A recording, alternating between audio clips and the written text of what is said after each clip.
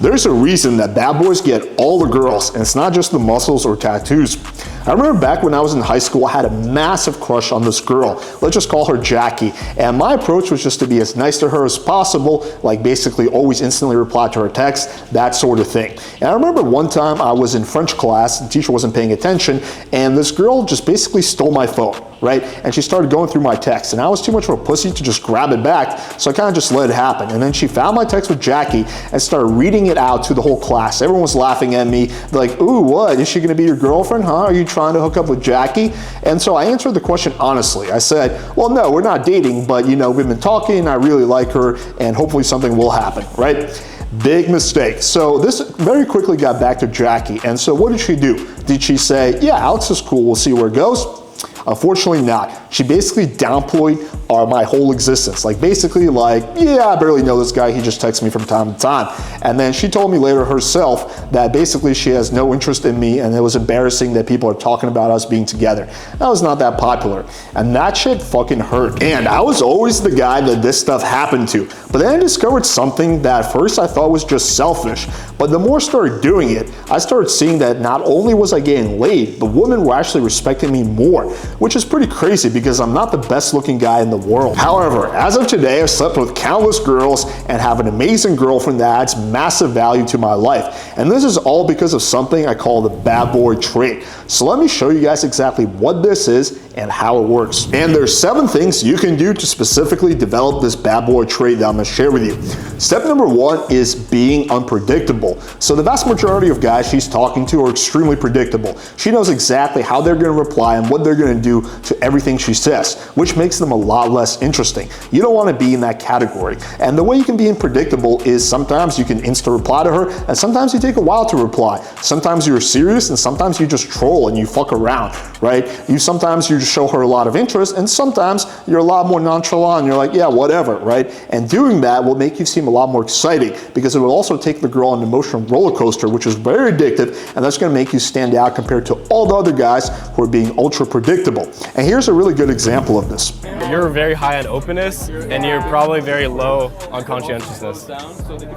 That's which means you like to experience a lot of things. You don't really care about like long-term shit. You're just like, fuck it, I just want to focus on me. Yeah.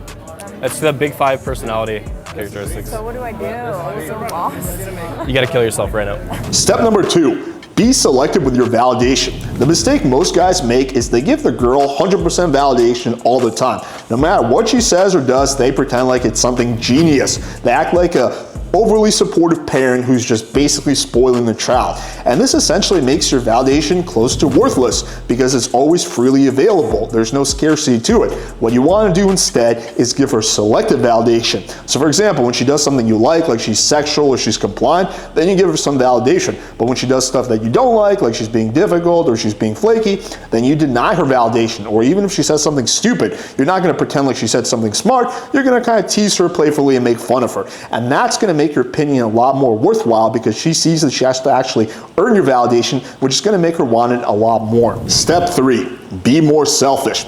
The mistake a lot of guys make is they prioritize the girl's needs and wants above their own. They try to placate her and make her life as easy as possible. So for example, if they're setting up a date because they live 40 minutes apart, they're going to pick a place that's right next to where she lives, right? And instead you want to do the opposite. You want to prioritize your own needs and wants, right? And make things as easy as possible for yourself within reason.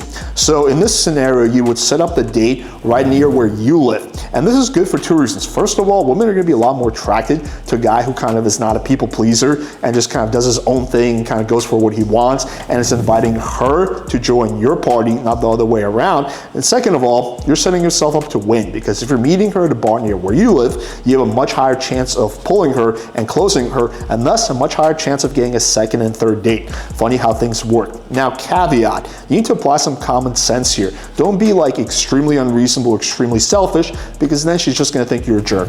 Step number 4, stop giving a shit what anyone thinks about you. The mistake most guys make is they're really worried about other people's opinions, right? Even if it's subconscious.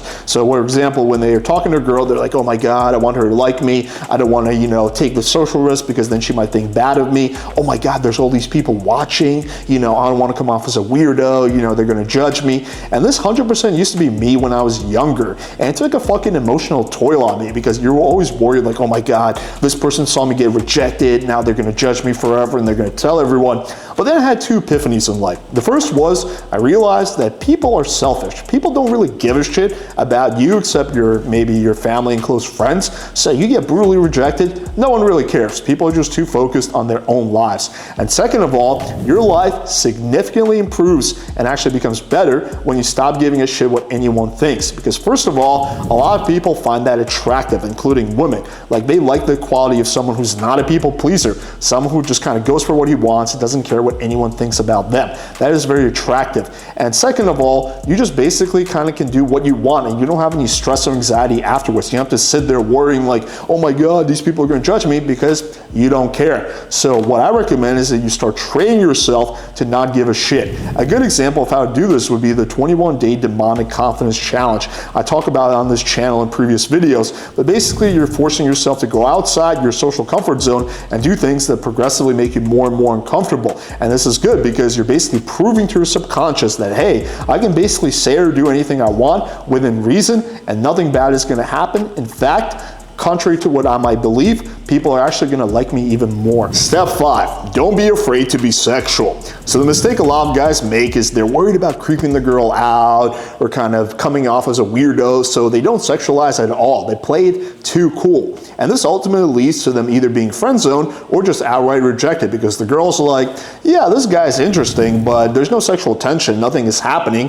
so maybe we're just meant to be friends, which is not something that you want. So what you want to do instead, the solution here is you want to be sexual in a socially calibrated way. So this means that you don't go up to random girls saying, hey, you want to fuck? That would not be that calibrated. But when you're talking to a girl and she's starting to giggle and she likes you, you smoothly start to sexualize the conversation. You can see a really good example of that here, how I do that over text. But the point is that if you don't become sexual at any point, you just play it too cool, the girl's just not going to have any reason to sleep with you. So bad boys and guys who get laid a lot, they know that they need to sexualize, and girls will respond to that very well as long as it's done in a non-autistic way. Step 6, vary your response times over text. So the mistake a lot of guys make is they're just sitting on their phone all day and they're like insta replying whenever a girl texts them, and the girl's like, yep, I got this guy just wrapped around my fingers, so I'm going to fuck with him a little bit. I'm not going to text him, I have no reason to meet up with him now because he's not going anywhere.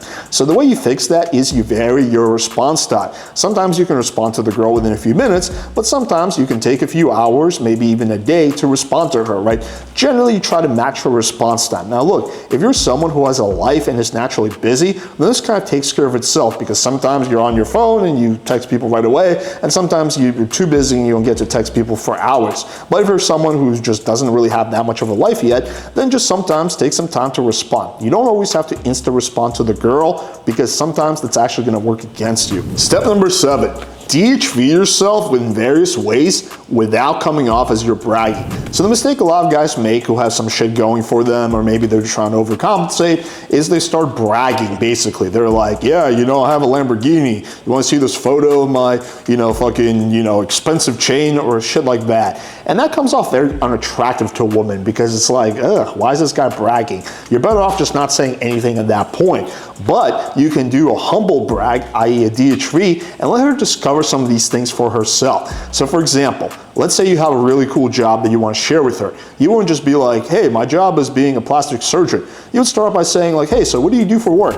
Right? She's going to answer the question. She's going to ask you, well, what do you do for work? And you say, oh, I'm a plastic surgeon. But anyway, blah, blah, blah, blah. Right? You still got the same exact point across, but that's a lot more attractive because it doesn't seem like you were bragging about it. Or here's another example of something sexual that I used to do. right? So basically, I had this porno on my phone that just was really good. Like, I looked really good in this porno. The girl was attractive, blah, blah, blah, blah, right? But I'm not gonna be on a date being like, hey, you wanna see me fuck? You can see that, you know, I'm good in bed. That would be extremely cringe. So what I would do is, I would try to bait the girl into asking about. And sometimes it would work, sometimes it would not. This was kind of a little bit of a slow type of baiting. So I would ask her like, yeah, so, and this is assuming the conversation is already sexual and everything's going well. I'd be like, so have you ever filmed a porno? And she'd be like, no, have you? I'd be like, not really. She's like, oh, what do you mean by not really? Well, one time there was this OnlyFans girl. I kind of did her a favor, but anyway, it's not a big deal. Anyway, so blah, blah, blah. Like, wait, what do you mean? So there's a video of you? Yeah, are you like gonna ask me to see it or something? Like saying it in a kind of a sarcastic, joking way. She's like, yeah, maybe. I'd be like, I mean, like, if you really want, I guess I can show it to you. But that, you guys kind of get the principle, right? You're baiting the girl, and then you ultimately get to DHV yourself in whatever way that you want to do for whatever things you have going for you. But don't be obvious about it, because that's going to be extremely unattractive. All right, hopefully you guys found this video valuable. If you're enjoying this content, make sure you subscribe to the channel if you haven't already, and definitely hit that bell for notification, because otherwise my videos will just vanish in your feed. So you have to hit that bell. Also, we're doing a huge Halloween sale right now. Click the link below and get more information. Basically, with the purchase of my course, you get a whole shitload of bonuses that are pretty awesome. So take advantage of that before it ends. Link in the description. Thank you guys, and until next time.